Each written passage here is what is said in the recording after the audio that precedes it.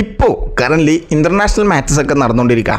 ഈ ഒരു യുഎഫ നാഷൻസ് ലീഗും കോൺമബോളിൻ്റെ വേൾഡ് കപ്പ് ക്വാളിഫയേഴ്സും കഴിഞ്ഞു കഴിഞ്ഞാൽ വീണ്ടും നമ്മൾ ആ ഒരു ക്ലബിൻ്റെ വീട്ടിലോട്ട് തിരിച്ചാടും. ഫിഫ ക്ലബ് വേൾഡ് കപ്പ് എന്നുള്ളത് പുതിയൊരു ഫോർമാറ്റിൽ ജൂൺ 14 തൊട്ട് സ്റ്റാർട്ട് ചെയ്യുകയാണ്. നമുക്ക് പണ്ടത്തെ ഫിഫ ക്ലബ് വേൾഡ് കപ്പ് അറിയാം. ഏതെങ്കിലും ചാമ്പ്യൻസ് ലീഗിൽ ചാമ്പ്യൻസ് ആയിട്ടുള്ളൊരു ടീമും കോപ്പ ലിബർട്ടഡോറിസിൽ ചാമ്പ്യൻസ് ആയിട്ടുള്ളൊരു ടീമും AFC ചാമ്പ്യൻസ് ലീഗിൽ ചാമ്പ്യൻസ് ആയിട്ടുള്ളൊരു ടീം, അങ്ങനെ വളരെ കുറച്ച് 7-8 ടീംസുള്ള വളരെ ചെറിയൊരു ടൂർണമെൻ്റ് ആയിരുന്നു ഈ ഒരു ഫിഫ ക്ലബ് വേൾഡ് കപ്പ് എന്നുള്ളത്.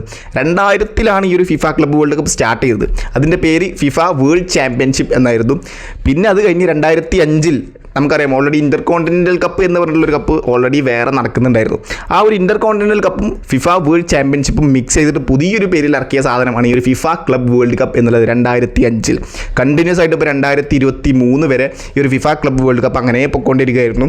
2023 ലാസ്റ്റ് ചാമ്പ്യൻസ് ആയിട്ടുള്ളത് മാഞ്ചസ്റ്റർ സിറ്റിയാണ്. പിന്നെ അത് കഴിഞ്ഞ് ഫിഫ ക്ലബ് വേൾഡ് കപ്പ് വേറെയും ഇൻ്റർകോണ്ടിനെൻ്റൽ കപ്പ് വേറെ ആക്കി തന്നെ സ്റ്റാർട്ട് ചെയ്തു. ഇപ്പോൾ 2024 റയൽ മാഡ്രിഡ് സ്വന്തമാക്കിയ ആ ഒരു ഇൻ്റർകോണ്ടിനെൻ്റൽ കപ്പ്, അതാണ് ആ ഒരു സെപ്പറേറ്റ് ഇൻ്റർകോണ്ടിനെൻ്റൽ കപ്പ് എന്ന് പറയുന്നത്. ഫിഫ ക്ലബ് വേൾഡ് കപ്പ് വേറെ ഒരു കോമ്പറ്റീറ്റീവ് ആയിട്ടുള്ളൊരു ടൂർണമെൻറ്റ്, യുഎഫ ചാമ്പ്യൻസ് ലീഗൊക്കെ പോലെ വളരെ കോമ്പറ്റീറ്റീവ് ആയിട്ടുള്ളൊരു ടൂർണമെൻ്റ് ആയിട്ട് അങ്ങോട്ട് സെറ്റ് ചെയ്തു. പക്ഷേ ഇത് നടക്കുന്നത് നമ്മുടെ വേൾഡ് കപ്പൊക്കെ നടക്കുന്നത് പോലെ, നാഷണൽ ടീംസിൻ്റെയൊക്കെ വേൾഡ് കപ്പ് നടക്കുന്നത് പോലെ 32 ടീംസിനെ സെലക്ട് ചെയ്ത് അങ്ങനെയാണ് നടക്കുന്നത്.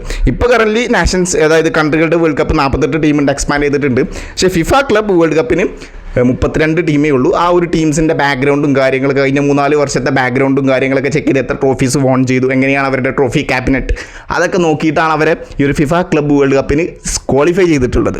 ഞാനിവിടെ സൈഡിൽ വെക്കാം ഏതൊക്കെ ടീംസാണ് ഫിഫ ക്ലബ് വേൾഡ് കപ്പിന് ക്വാളിഫൈ ആയിട്ടുള്ളത് എന്നുള്ളത്. 8 ഗ്രൂപ്പുള്ള 32 ടീമായിരിക്കും. 32 ടീം എന്ന് പറയുമ്പോൾ 12 എണ്ണം യൂറോപ്യൻ ടീംസ് ആയിരിക്കും, 6 എണ്ണം സൗത്ത് അമേരിക്കൻ ടീമായിരിക്കും, പിന്നെ അതുപോലെ തന്നെ 4 എണ്ണം ഏഷ്യൻ ടീമായിരിക്കും, 4 എണ്ണം ആഫ്രിക്കൻ ടീമായിരിക്കും, പിന്നെ 4 എണ്ണം നോർത്ത് അമേരിക്കയിൽ നിന്നും, പിന്നെ 4 എണ്ണം സെൻട്രൽ അമേരിക്കയിൽ നിന്നും, പിന്നെ 4 എണ്ണം കാരിബിയൻ നിന്നും ആയിരിക്കും. പിന്നെ അതുപോലെ തന്നെ 1 ഓഷ്യാനിയയിൽ നിന്നും ഉണ്ടാവും. പിന്നെ ഒരു ടീം ഹോസ്റ്റ് ടീമും ഉണ്ടാവും. ആ ഹോസ്റ്റ് ടീമാണ് ഈ ഒരു സീസണിലെ ഇൻ്റർ Milan. Lionel Messi FIFA club world cup കളിക്കുന്നത് ഈ ഒരു സീസണിലെ ഹോസ്റ്റ് ടീം ആയതുകൊണ്ടാണ്. സോ അങ്ങനെയാണ് 32 ടീംസും. ആ 32 ടീമും 8 ഗ്രൂപ്പാക്കിയിട്ടുണ്ടാകും. ഗ്രൂപ്പ് A തൊട്ട് ഗ്രൂപ്പ് H വരെ. ആ ഒരു 8 ടീമിൽ നിന്നും ടോപ്പ് 2 ടീംസിൻ്റെ റൗണ്ട് ഓഫ് 16 ക്വാളിഫൈ ആവും. ദാറ്റ് മീൻസ് എന്താ പറയുക, 8 ടീമിൽ നിന്ന് 2 ടീം വെച്ച് ക്വാളിഫൈ ആവുകയാണെന്നുണ്ടെങ്കിൽ 16 ടീമാവും. ആ 16 ടീം റൗണ്ട് ഓഫ് 16 ഉണ്ടാവും. പ്രീ ക്വാർട്ടറിൽ നിന്ന് പിന്നെ റൗണ്ട് ഓഫ് 16 പിന്നെ 8 ടീം ക്വാർട്ടർ ഫൈനൽ ക്വാളിഫൈ ആവും. 4 ടീം പിന്നെ സെമി ഫൈനലിലോട്ട് ക്വാളിഫൈ ആവും. 2 ടീം ഫൈനലിലോട്ട് ക്വാളിഫൈ ആവും. അങ്ങനെ ഒരു ടീം ചാമ്പ്യൻ ആവും. ആ ഒരു ചാമ്പ്യൻസ് ആയിട്ടുള്ള ആ ഒരു ടീമായിരിക്കും ഏറ്റവും ബെസ്റ്റ് ക്ലബ് എന്നുള്ളത്.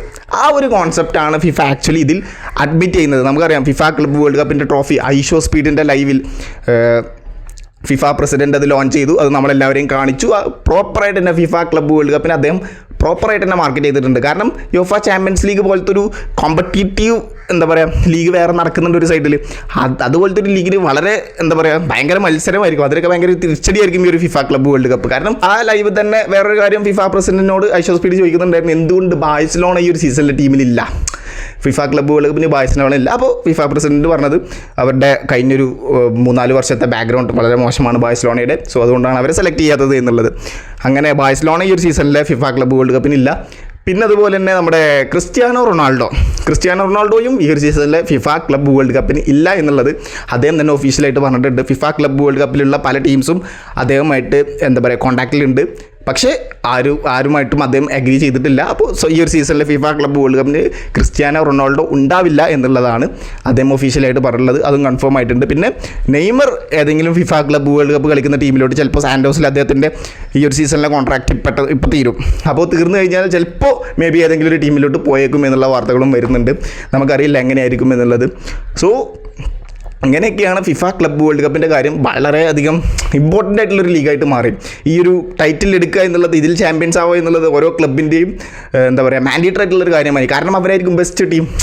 ആ ഒരു കോൺസെപ്റ്റ് ആണല്ലോ. സോ അതുകൊണ്ട് തന്നെ നമുക്ക് നോക്കാം, ഭയങ്കര കോമ്പറ്റീറ്റീവ് ആയിരിക്കും എന്തായാലും. ഭയങ്കര ആ ഒരു ക്ലബ് വേൾഡ് കപ്പ് അതിൻ്റെ ആവേശത്തിലായിരിക്കും ഇനി ജൂൺ 14 തൊട്ട്. നമുക്ക് നോക്കാം എങ്ങനെയായിരിക്കും ആദ്യത്തെ സീസണിലെ ഈ ഒരു ക്ലബ് വേൾഡ് കപ്പ് ഇതിൻ്റെ ഒരു ഫോർമാറ്റ് നമുക്ക് എൻ്റർടൈനിങ് ആവുന്നുണ്ടോ. നമുക്ക് ഓൾറെഡി അറിയാം ഈ ഒരു ചാമ്പ്യൻസ് ലീഗ് കഴിഞ്ഞ് കഴിഞ്ഞാൽ നമുക്ക് പിന്നെ എൻ്റർടൈനിങ് ആയിട്ട് കാര്യമൊന്നും ഇല്ലായിരുന്നു. പണ്ടൊക്കെ ആകെ ഒരു ട്രാൻസ്ഫർ മാർക്കറ്റ് ഉണ്ടാവും. അതിലാരൊക്കെ നമ്മുടെ ഇഷ്ടതാരങ്ങൾ ഏതെങ്കിലും ക്ലബിലോട്ട് പോകുന്നുണ്ടോ, ഏതൊക്കെ ക്ലബിലോട്ട് വരുന്നുണ്ട്, ഏതൊക്കെ പ്ലേയേഴ്സ് പോകുന്നുണ്ട്, അതൊക്കെയായിരുന്നു നമ്മുടെ ഒരു എൻ്റർടൈൻമെൻറ്റ് എന്ന് പറയുന്നത്. പക്ഷേ ഇനി അങ്ങനെയല്ല.